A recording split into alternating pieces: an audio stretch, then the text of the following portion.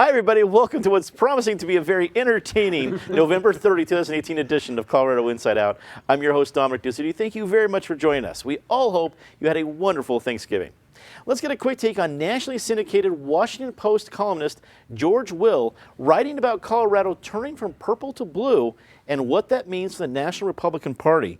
Patty Calhoun from Westward, pretty impressive to see in nationally syndicated print all about Colorado, but do you think it's a warning that the National GOP will heed? Well, no, I don't. And I don't think the Colorado GOP is going to heed it. This party has been like the Donner Party over the last 10 years. Republicans have had no chance in Colorado. But remember, be careful what you wish for. In 2013, when we had all the houses in the governor's office, we had a recall. Now, if Weld County makes good on its threat to maybe leave Colorado again, we will be a little more blue than we are now, but things can switch quickly. This is a fickle and very independent electorate. I completely agree. It is a fluid situation, to say the least. Ross Kaminsky joins us, talk show host at 630 KHOW. Ross, you had the opportunity to talk with George Will this morning on your program.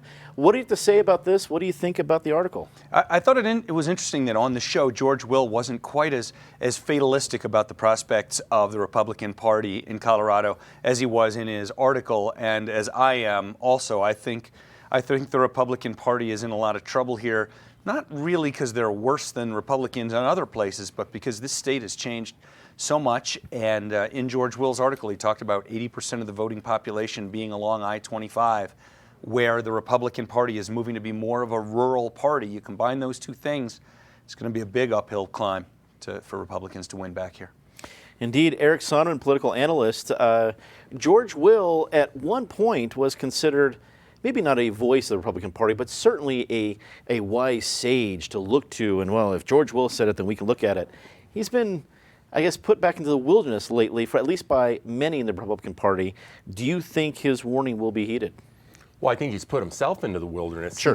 He left in a public way the Republican Party a year ago or sometime within the last year in protest to Trump, as have many other more intellectual Republicans, shall we say. I don't know if it'd be fully heated. I do not see Colorado being a targeted state in the 2020 presidential race, assuming Trump is the candidate for re-election. The money that used to come to Colorado on the Republicans' behalf will be going to Arizona, will be going to Nevada, will be going to other states. Colorado will not be in play, in my mind. Flip side of that is Cory Gardner will still be a headline story in 2020 as an incumbent senator and a seat the Republicans have to defend. So we will be targeted in that regard. But to Ross's point and others, our days as a purple state have waned and are it's just a question of what shade of blue we are. Susan Green, editor at ColoradoIndependent.com. We're very glad you're here. And just Colorado Independent, the websites.com, and not just the Colorado Independent. Susan, what do you make of George Will's column and his estimate of what Colorado is as a sign for the rest of the nation? Well, first, the column read to me like he really, really wants to move here, and he has major Colorado jealousy, you know? And I think the column told the rest of the country what we here already knew, which is we are not the typical flyover state. And there are always these sort of coastal pundits who are making generalities about the flyover states. And for those who are maybe more typical flyover states, I think George Will is picking up on something bigger, which is they're not as ideologically simple as they're estimated to be by those pundits, and that politically they're changing as well. So, I think those kind of basic generalities about the whole middle of the country being a bunch of dolts and not sentient beings who can't understand what their best interest is pretty stale. The Denver City Council approved a safe injection site pilot program this week with a 12-1 vote. The state legislature must approve the plan for it to go into effect next year. Patty, we've heard about this plan possibly coming up. This is the first time we finally see the vote. What do you think about the odds of it being approved officially at the state legislature this year? Well, it came close, or at least was discussed in the legislature last time, and now we've got both houses are Democratic, so it's very possible that it will be approved. when you come down, especially through downtown to this part of town, you realize just something has to be done on so many levels with people experiencing homelessness, many of whom have mental health problems or addiction issues. At this point, just chopping away at every single aspect that you can and trying something, I think, makes sense. Here you had 12 out of the council members vote for it. The only example we really have is Vancouver, and there are mixed reviews coming from that. But I think in Denver, we have to do something, and I think it's a start. If it doesn't work, we can always backtrack. Ross, we've seen the growing problem of the opioid crisis in Colorado. I mean, I think there was a piece this week. It wasn't about the crisis so much, but it was about just sanitation in Denver. I think it was the 9 News was going around and seeing the filters they're using around some of the different gutters in Denver. And it's almost like they pull it out and you see evidence of, I mean, we guess what you call like illegal sewage of all the different needles and things sticking out of what would usually consider just trash in Colorado. Is this going to be an answer to that problem that we're seeing throughout Denver? Well, first of all, well done with illegal sewage.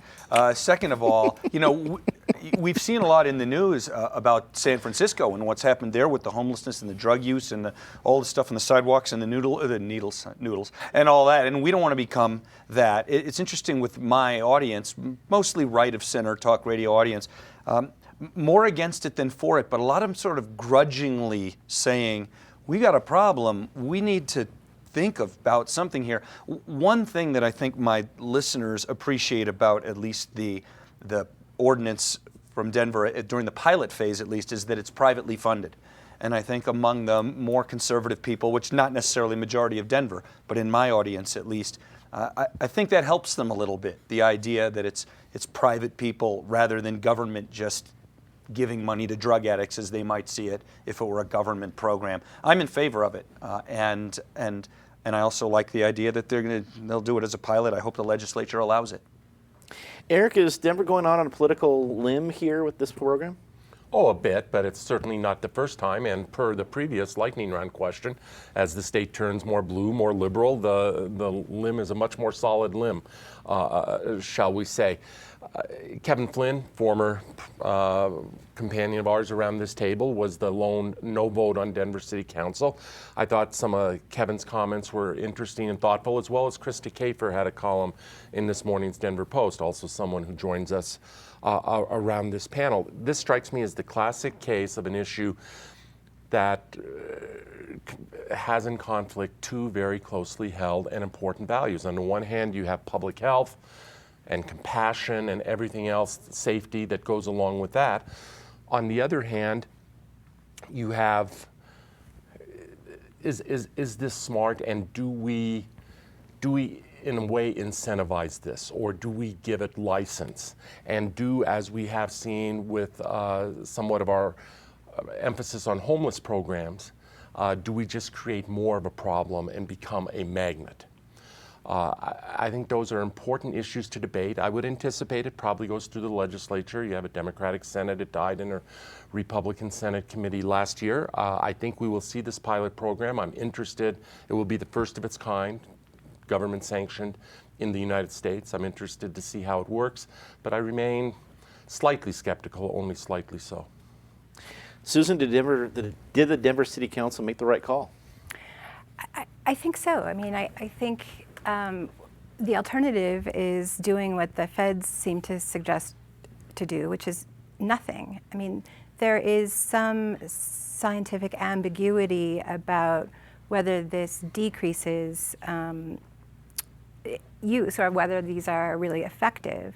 But there's absolutely no data to say that it increases use. And there is data to say that people who have attended these clinics and used these services, which, by the way, also include substance abuse counseling for those who want it, and also a space that's not shaming, a safe space. And in many ways, the only safe space some of these users will occupy in their day. And so there's no evidence that nobody has died in any of these clinics around the world, and many countries do have them aside from Canada.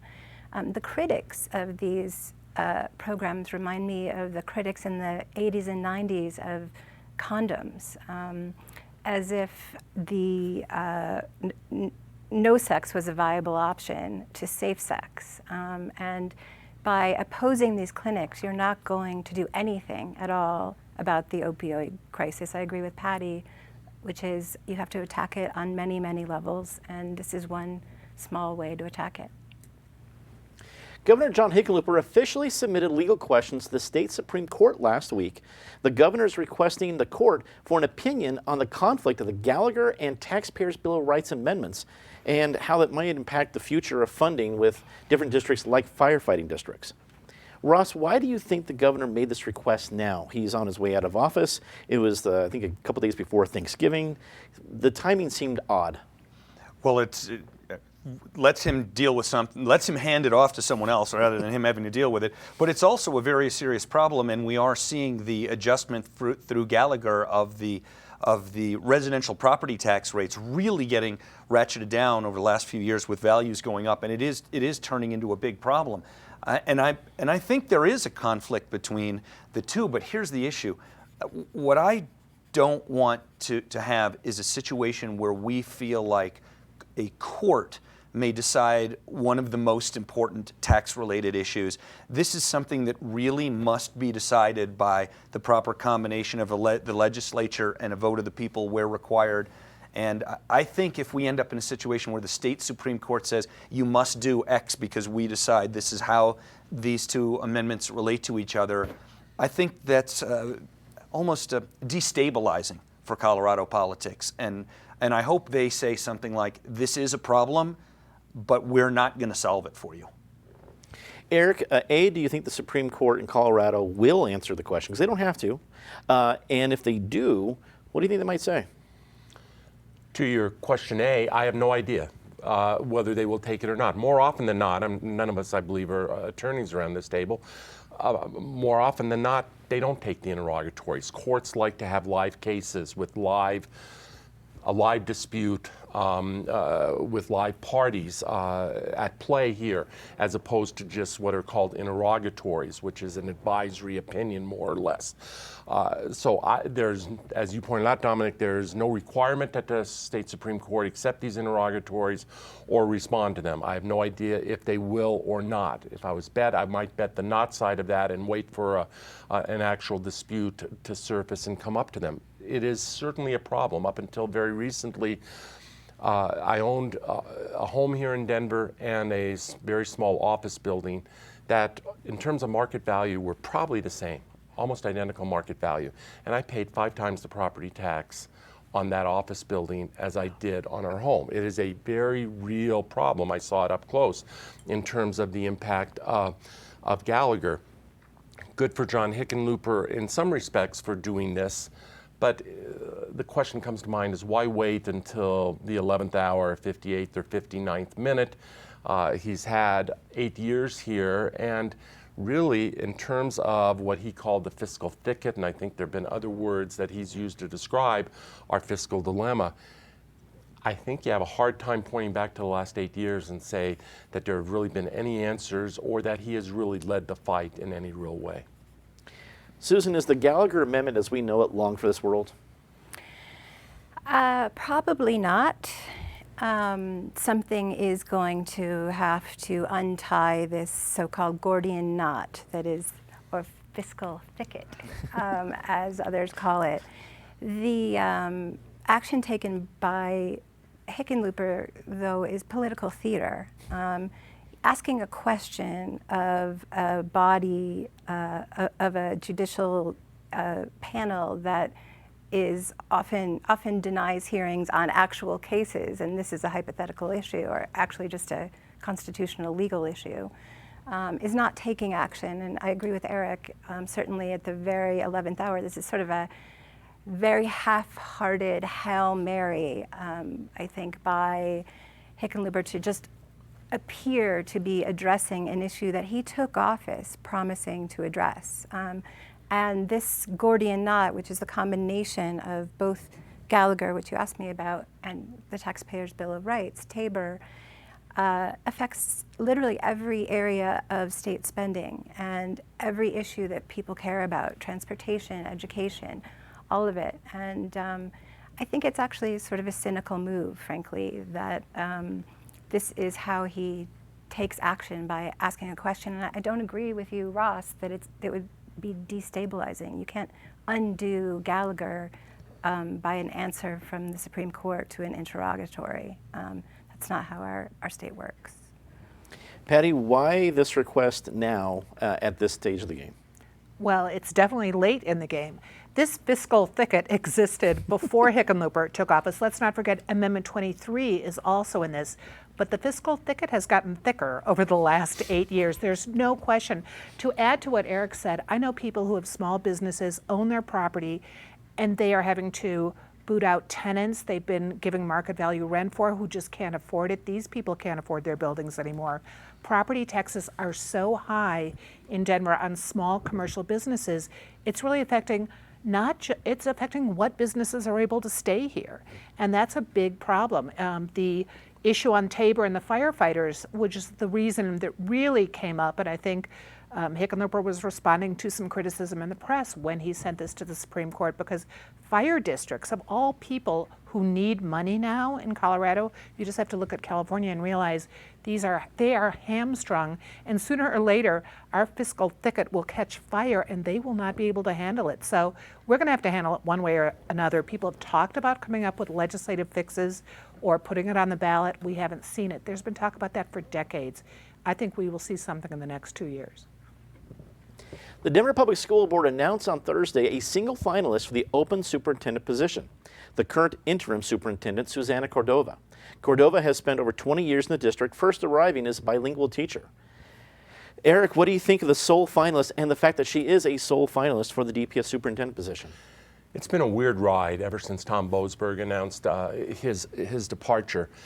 I think this process has ill-served a lot of people. I think it has ill-served Susana Cordova, for one. Just as a clarification, she's not the interim superintendent at the moment, but the deputy super, but right? the deputy super. I forget the exact title. I think she's been ill-served by it, but I think the constituencies of Denver Public Schools, voters, taxpayers, students, teachers, and others have also been ill-served by it. I have a whole lot of friends on the Denver School Board, so it pains me a bit to be too critical. But this process has spun to a point where you don't want it to spin. The press this morning said that 2 other finalists had dropped out in the last week. I'm told by very strong sources that they have lost 4 potential finalists over the course of the last few weeks. They might not have been formal finalists, but 4 people that they were very interested in, all from outside Colorado. It is amazing to me that the district of Michael Bennett and Tom Boasberg, which was nationally known as a very progressive, reform-oriented, interesting things happening kind of district, is now not able to attract a single one of those kinds of candidates. I think it's a combination of a perception that the board maybe doesn't have the vision or the commitment to really continue aggressively down that path, and the fact that we have board elections coming up, 11 months from now, next November, that could tip the balance on the board. So I think there are a whole lot of candidates out there saying, why do I want to move my family across the country when the whole majority of the board could tip here soon? Susana Cordova is a fine person. Whether she is the imaginative, bold leader this district needs remains to be seen. And most importantly, there really is no choice at this point. She is a sole finalist, and that ill-serves all the constituencies of DPS. Susan, what do our viewers need to know about the situation that may not be in these first headlines we're seeing about the situation? I think that DPS has an optics problem. Susana may well be the right candidate for this job, and she has said, and I think this needs to be noted, that just because she worked with and for Tom Boasberg, she is not Tom Boasberg. She is a much more collaborative leader. That said, in a district formerly led by Michael Bennett and Tom Boasberg, both of whom were perceived as having been anointed to this job, what this looks like is just simply another anointment. Whether that's true or not, that is the optics of this. And I think the Denver public school system didn't do itself any favors when on Thursday, just hours before they announced that Susana was the sole finalist, John Youngquist, the principal at East High School posted an op-ed in Chalkbeat sort of talking about the perfect leader for DPS, the perfect superintendent. And he was describing Susana. So, I mean, what this looks like is a very carefully crafted anointment, whether it is or not, and I'm not saying it is, that's what it looks like. And there's so many parents so disillusioned by the way this district has handled certain issues, including issues of race and gaps in education having to do with economic situations, that I can't believe they couldn't have handled this in a different way. Patty, it seems that this historic point, what would be the first Latina woman to lead DPS, is somewhat sullied because there's no one else to consider. There's not really a race to win if you're the only one running. Perhaps I'm selling it short. What do you think? Well, to echo Susan and Eric, it is really tough for her now because she's not coming from business the way Bennett and Boasberg. She's not a white guy. She's an educator. I mean, she came in as a bilingual teacher. She's a very different person, but right now all anybody's seeing is it looked like they just crowned someone from inside. We don't know why everyone else pulled out, but I heard the same thing that Eric had, that there were good candidates who wanted no part of it in the end. We're going to have 2 weeks of neighborhood hearings. And I think it's going to be tough for Susana, but we'll see if she really has the stuff to be the DPS superintendent maybe during that. Ross, it's the biggest school district in the state. It gets most of the headlines. What do you think about what we saw on Thursday? I agree with what everybody said here. To me, the appearance of this process, especially if you take somebody who might be looking at it without digging too much into the news, right? You know, just reading, oh, there's one finalist, that either looks like a corrupt process or an incompetent process, and neither one of those is something that I think Denver Public Schools wants. Obviously not. I do wonder whether there is anything they can do to hold it open for a little longer and say we still would like to talk to a couple more people, or whether, as Eric suggested, maybe there's some other things going on where that's just not possible for us now, which is an even bigger problem than the problem they have with one finalist. Time for a very favorite part of the show, Disgrace of the Week. As always, Ms. Calhoun, please start us off. Well, there's some more unfinished business that Hickenlooper might be able to solve before he leaves office. 4 years ago, he made an apology to the descendants of the Sand Creek Massacre on behalf of all of Colorado. The descendants of the Sand Creek Massacre, the Cheyenne and Arapaho, are not asking for Mount Evans to be erased. What they want is people to be educated about what happened. And one of the moves is they want a monument on the state capitol grounds. They don't want the Civil War monument, which calls Sand Creek a battle, taken down. They want a monument to what happened. Hickenlooper's been working on it, hasn't gotten through yet, but he's got a few more weeks. Let's see if we can't get it done. Ross.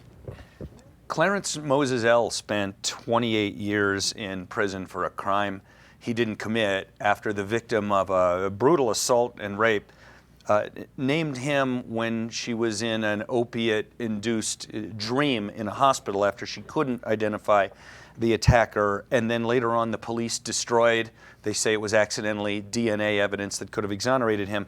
And Attorney General Cynthia Kaufmann is fighting tooth and nail against Clarence Moses L getting compensation from the state for 28 years of wrongful prison time, and I think that's an outrage. Eric. How about the Democrats in U.S. Congress recently caucused? It is the same leadership troika that they are recommending. We'll see. Nancy Pelosi still has to get through the floor fight, but Nancy Pelosi, Steny Hoyer, Jim Clyburn, they'll all see their 80th birthday over the course of the next year or two, the next term of Congress. In a country that is crying out for something fresh and new and different, and in a Democratic Party that is motivated by a whole lot of youthful energy at the moment, this is the best they can do. I'm sorry, not. And then related, the whole Diana DeGette little attempt to unseat Jim Clyburn, which was ill-fated from the beginning and went absolutely nowhere. Susan. I'm going to go back to this Cynthia Kaufmann disgrace.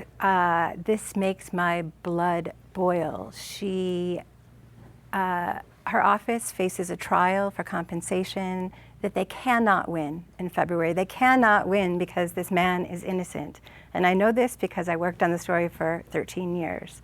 And what she does as she's leaving office is so raunchy and lacking grace and truth, because she's just repeating the same lies about his case that Mitch Morrissey did before her and that Beth McCann did before her. And it's very notable that the AG's office and the Denver DA's office are both named defendants in his civil rights lawsuit, which is, of course he has a civil rights lawsuit. They robbed him of 28 years of his life.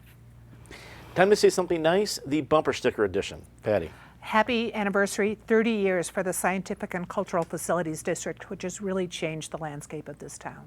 Ross. Thanks to the Denver Broncos, led by Von Miller, donating more than $200,000 to a group that's going to give ballistic vests and helmets and wound trauma kits to law enforcement officers.